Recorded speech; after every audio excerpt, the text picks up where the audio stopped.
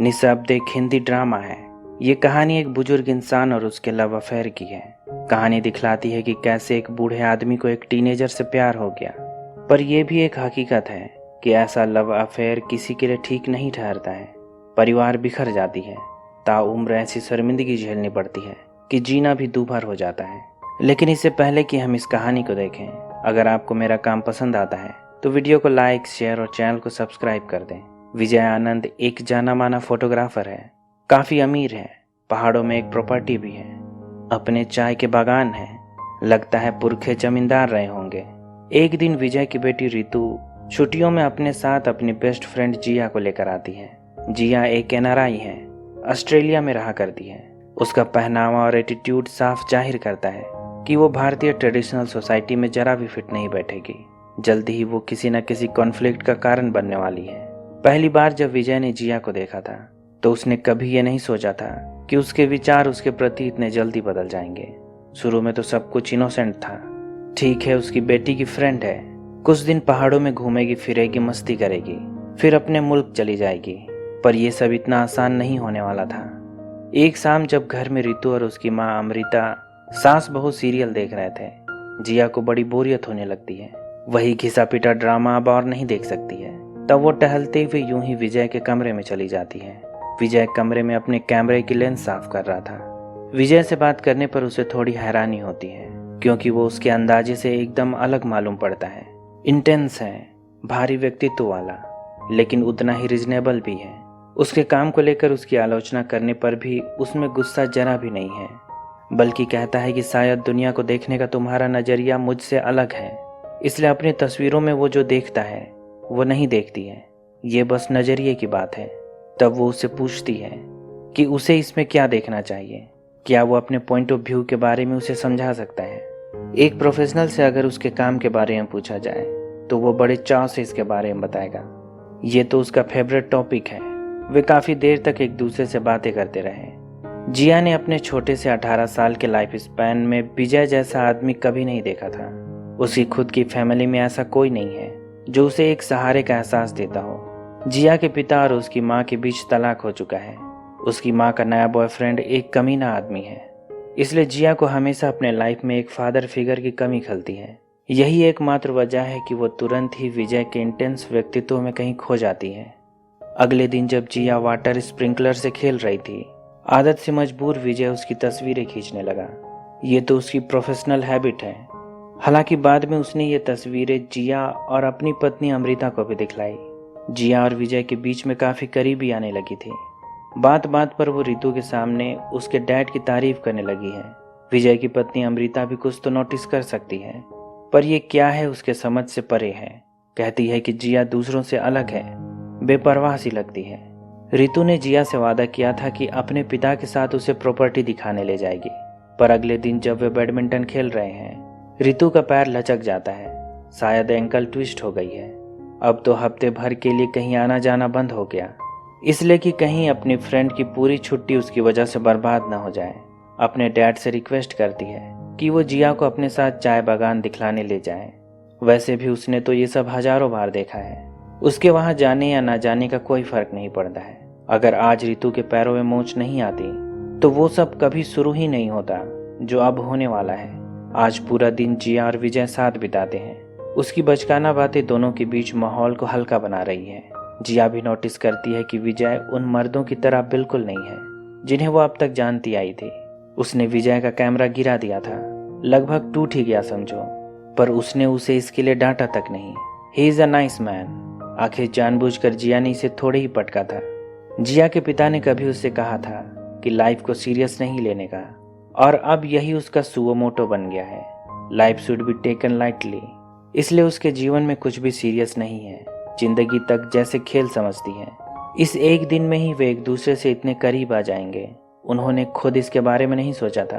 विजय उसे जंगल के बीच बने एक छोटे से कमरे में ले जाता है। इस कमरे का इस्तेमाल वो तब करता है जब उसे सुबह सुबह वादियों की तस्वीरें खींचनी होती है। तब वो रात यहीं गुजारा करता है।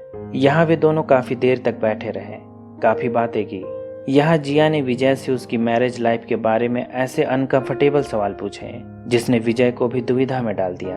क्या सच में वो अपनी 27 साल की शादी से खुश है? या उसे अपनी लाइफ में और भी कुछ चाहिए? क्या उसने शादी के बाद किसी खूबसूरत लड़की से अफेयर किया है, या फिर उसे ऐसा करने का मौका ही नहीं मिला? कुछ ऐसे सवाल हैं जिसका इस उम्र में जवाब देना सही नहीं है। लौटते वक्त जिया उसे यूं ही चूम लेती है।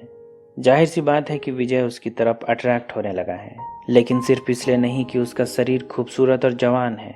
यही एकमात्र कारण नहीं है। उसका मानना है कि एक उम्र के बाद हर इंसान में मौत का खौफ गहरे तक बैठ जाता है।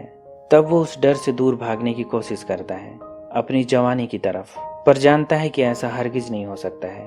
उम्र बढ़ने के साथ लोग भूल जाते हैं कि जिंदगी का केवल एक ही मतलब है, खुश रहना। जिया के साथ समय बिताने पर उसे ऐसा लगा जैसे उसे जवान होने का एक और मौका मिल गया है। घर आने पर विजय की पत्नी अमृता भी अपने पति में अजीब सा बदलाव नोटिस कर सकती है। इधर जिया भी कुछ ज्यादा ही खुश लग रही है। लगता है दोनों ने आज काफी अच्छा समय गुजारा है। ना तो रितु को और ना ही अमृता को इस बात की भनक भी है कि उन दोनों के बीच आखिर क्या चल रहा है। उन्हें पता ही नहीं है कि उनकी लाइफ में क्या तूफान आने वाला है। डिनर के वक्त जिया अमृता से छुपते हुए विजय को अपने पैरों से टीज करती है। अब तो बात इनोसेंट नहीं रह गई है। घर में भी जिया विजय के करीब रहने लगी है। एक दिन जब विजय उससे पूछता है कि क्या उसका कोई बॉयफ्रेंड है, तब वो कहती है ढेरों लड़के हैं जो उसके फ्रेंड हैं, पर कोई बॉयफ्रेंड टाइप नहीं है। लेकिन हाँ, एक है जो उसके पीछे पागल है, पर वो उसे जरा भी पसंद नहीं करती है। पूछने पर कि वो उसे क्यों पसंद नहीं करती है, जिया कहती है कि वो उसके टाइप का नहीं है। मजाक ही मजाक में वो अमृता से भी कहती है कि संभाल कर रखिए उन्हें, नहीं तो वो उसे छीन लेगी। लेकिन अब भी अमृता को जिया और उसके पति के बीच बदलती नजदीकियों की भनक नहीं है। खुद विजय भी नहीं जानता है कि उसके मन में जिया के लिए ये बदलाव कब और कैसे आए। एक दिन जब वे दोनों मार्केट गए थे, तब सेल्समैन के पूछने पर कि क्या वो उसकी बेटी है, जिया कहती है कि नहीं, वो उसकी गर्लफ्रेंड है। और विजय भी सेल्समैन को ये मानने देता है। जब वे मार्केट से लौट रहे हैं, जिया की शरारतों की वजह से रोड पर से उसका ध्यान हट जाता है और उनकी गाड़ी के बिल्कुल बगल से एक कार निकलती है। लगता है एक्सीडेंट होते होते रह गया। इस बात पर विजय जिया को जोर से डांटता है। तब वो उससे इतनी नाराज हो जाती है कि घर आने पर भी किसी से बात नहीं करती है, कमरे में रोने लगती है, लंच पर भी बाहर नहीं आती है। सबको लगता है कि वो काफी दिनों से यहाँ है, इसलिए अपनी माँ को मिस कर रही होगी, पर असली वजह तो कुछ और ही है। वो तो तभी मानेगी जब विजय उसे मनाएगा। जब विजय उसे मनाने उसके कमरे में आता है, अकेले में जिया उससे अपने प्यार का इजहार करती है और विजय भी एक्सेप्ट करता है कि वो भी उससे प्यार करता है। फिर दोनों एक दूसरे को चूमते हैं। पर तब रितु भी वहां मौजूद थी। उसने अपने पिता और जिया को एक साथ देख लिया था। रितु इस घटना के बाद बड़ी अपसेट है, पर अपनी माँ को किस मुंह से यह बात बताएगी, चाह कर भी कुछ नहीं कह सकती है। वो अपनी माँ से रोते हुए कहती है कि वो जिया को यहाँ से भेज दे। अमृता को लगता है कि जरूर उन दोनों के बीच कोई झगड़ा हुआ होगा, लेकिन रितु उसे कुछ नहीं बतलाती है। रितु ने जिया से भी इस बारे में बात नहीं की और उसे अपने पिता से दूर रहने के लिए धमकाया तक नहीं। पर एक दिन जब उसके मामा श्रीधर उनके घर आए, तब अचानक रितु उसके सामने फूट पड़ी। किसी को पता नहीं है कि उसका बर्ताव आजकल ऐसा क्यों हो गया है। अकेले में उसने श्रीधर को सब कुछ बतला दिया कि जिया और उसके पिता के बीच क्या कुछ चल रहा है। पर श्रीधर एक समझदार आदमी है, किसी तरह का ड्रामा क्रिएट नहीं करना चाहता है, इसलिए शुरू में ना तो जिया से और ना ही अपनी बहन अमृता से इस बारे में कुछ भी कहता है, पर सीधे विजय से जाकर बात करता है। पूछता है कि तुम्हारे और उस लड़की के बीच क्या चल रहा है। कहता है रितु ने उसे सब कुछ बतला दिया है, उसने तुम दोनों को साथ देख लिया था। श्रीधर उससे अमृता के भाई होने के नाते बात करने नहीं आया है, बल्कि उससे एक दोस्त के नाते बात कर रहा है। लेकिन इसके बाद तो मैटर हाथ से बाहर चला जाता है। रितु भी गुस्से में जिया को कन्फ्रंट करती है और उसी समय उसे घर से बाहर निकालने की कोशिश करती है, लेकिन विजय उसे ऐसा करने से रोकता है और कहता है कि कौन इस घर में रहेगा और कौन नहीं, इसका फैसला वो खुद करेगा। अब तो बात और भी बिगड़ गई है। विजय को पूरा मामला अपनी पत्नी अमृता से कहना ही पड़ा। कोई और कहे तो बात ज्यादा बिगड़ेगी। सारी कहानी जानकर जैसे अमृता के पैरों तले जमीन खिसक गई।